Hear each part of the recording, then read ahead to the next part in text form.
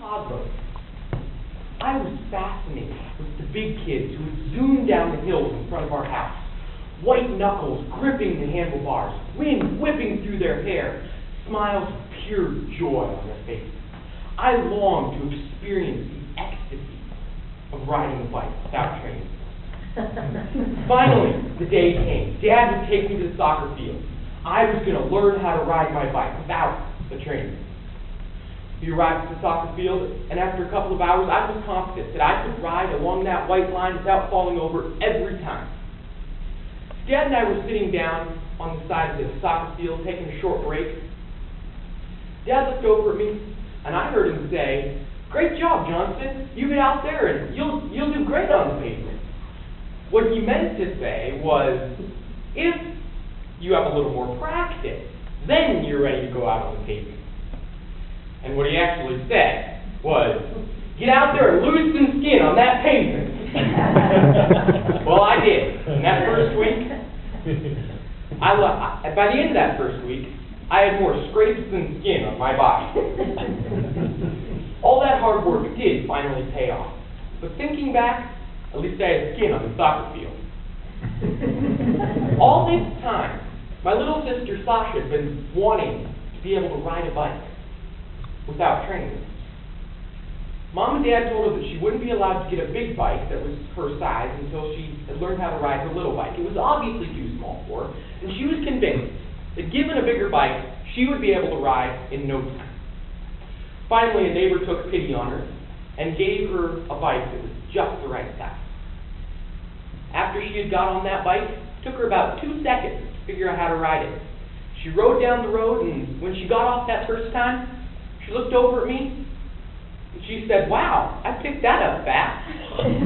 What she meant to say was, that was fun, and what I heard was, "Ha! Took you 2 years and only took me 2 seconds." On my 10th birthday, we went for a bike ride. Right at the beginning, I skinned one knee as I hit a chain link fence.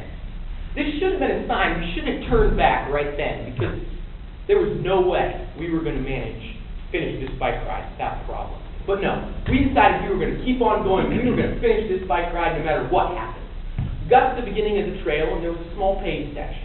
It was a short little hill, and then a curve, and then a steep drop.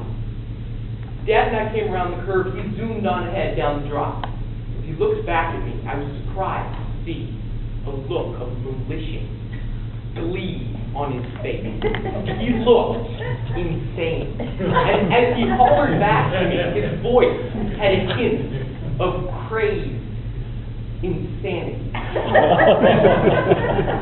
What he thought he said was, "This is a great hill. You should go fast down it, Jonson. Have fun." What he should have said was, This is a hard hill. You should take it nice and slow. You might wipe out." And what I heard was, "Yeah! Let her rip, buddy!